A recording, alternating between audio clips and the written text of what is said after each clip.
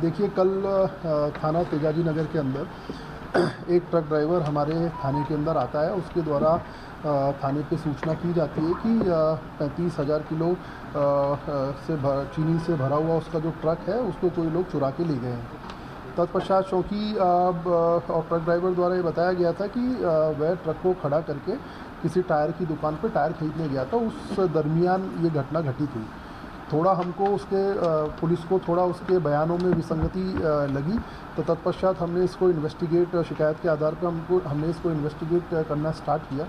दौरान इन्वेस्टिगेशन के हमको ये प्राप्त हुआ कि ये जो ट्रक का जो ओनर है उसके द्वारा 35,000 किलो चीनी कर्नाटका से मंगाई जा रही थी। उसके पश्चात खरगोन में जब ये ट्रक वहाँ पे पहुँचता है तो उसका जो ड्राइवर है वो उसका स्वयं का जो भाई है उसका ड्राइवर बनता है और ट्रक को जहाँ पे भी इंदौर के अंदर डेस्टिनेशन पे डिलीवर करने के लिए ट्रक लेके आता है। तत्पश्चात जो ट्रक ड्राइवर था उसके द्वारा सीसीटीवी फुटेज जब हमने चेक किए और जहाँ जहाँ पे माल डिलीवर हुआ उन लोगों से जब हमने पूछताछ करी और जो माल हमको वहाँ से रिकवर हुआ, तो ये जो ट्रक ड्राइवर था इसके द्वारा 5 लाख रुपए जो इनके बीच में समझौता हुआ था कि भाई इस पूरे ट्रक को हम चोरी कर लेंगे, उसके पश्चात माल को अपने हिसाब से ठिकाने लगा देंगे और चोरी की सूचना थाना पुलिस तेजाजी नगर को देंगे। तो 5 लाख रुपये का इनके बीच में तय हुआ था। तो इनके द्वारा इंदौर शहर के विभिन्न जगहों पर जैसे चंदन नगर में और ग्रामीण थाना क्षेत्र के धामनौद, वहाँ पे इन्होंने कुल 300 और 400 के आसपास बोरियां डिलीवर करी।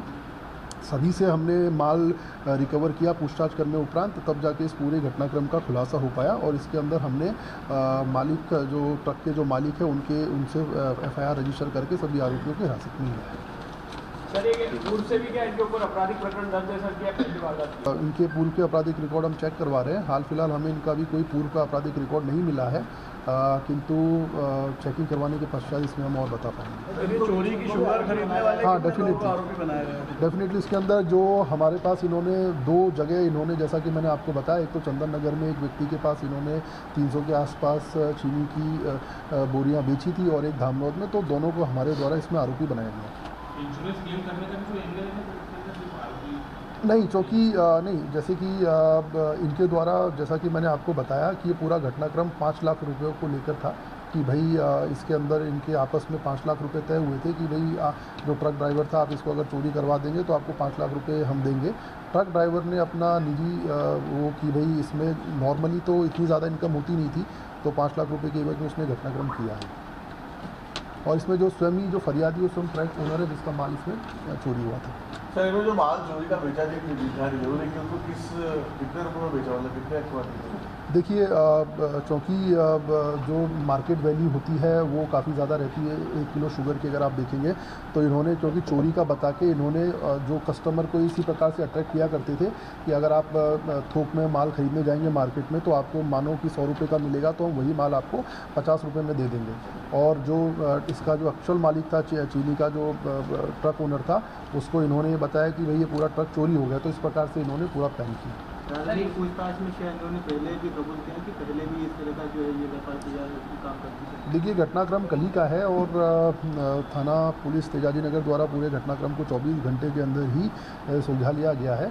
अभी हम इनका PR लेके इसमें और विस्तृत जैसे कि इनके और आपराधिक रिकॉर्ड है कि नहीं, पूर्व में भी इन्होंने ऐसी घटना कहीं और कारित की है या नहीं, उसके विषय में जानकारी जुटाई। कर्नाटक से सरकार इन्होंने मंगवाई थी तो किस व्याप में मंगाई थी इन्होंने क्वान्टिटी के अंदर? नहीं, देखिए व्यापारी लोग जो होते हैं वो इस प्रकार से करते ही हैं, कहीं से माल मंगाते हैं उसको फिर यहाँ पे जो उनके रिटेलर्स होते हैं उनको कुछ क्वांटिटी, जैसे कि सारा माल एक के पास नहीं जाके 10-15 रिटेलर्स के पास जाता, तो जो बिज़नेस कम्युनिटी है वो इस प्रकार से करते ही हैं। ऐसे व्यापार होता भी है, लेकिन वैसा ना करके इन्होंने उसको बीच में पूरे प्रोसेस को सबोटाज किया और उसको चोरी का रूप देने का प्रयास किया ताकि ये उस माल को सस्ते दामों पे अन्य लोगों को बेच सकें ताकि इनको भी मुनाफा हो और चोरी और इनके ऊपर इल्ज़ाम भी ना आए। सर ये ट्रक जो शटर जो है, देखिए रिजवान करके व्यक्ति है उनका नाम, तो उनके द्वारा ही FIR, इसमें फरियादी भी वही है, उनके द्वारा ही FIR रजिस्टर कराएंगे। सर क्या कोई गिरोह काम कर रहा है जो इस तरीके से बड़े पैमाने पर व्यापारियों का माल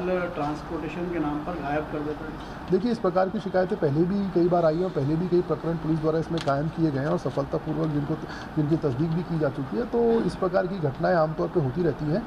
अब चौकी, जैसे कि मैंने आपको बताया कि पूरा घटनाक्रम हमारे द्वारा जो हमारी पहली प्राथमिकता थी वो पूरे घटनाक्रम का खुलासा करना था। अब इसके अंदर आरोपियों का पीआर लिया जाएगा। उसके पश्चात ये किस एक गिरोह के तौर पे अगर काम करते थे तो संगठित जो अपराध की हमारी नई धारा है उसके अंदर भी हम इसमें सेक्शन बढ़ाएंगे, तो सब पीआर के बाद विस्तृत पूछताछ के बाद ही खुलासा हो पाएगा।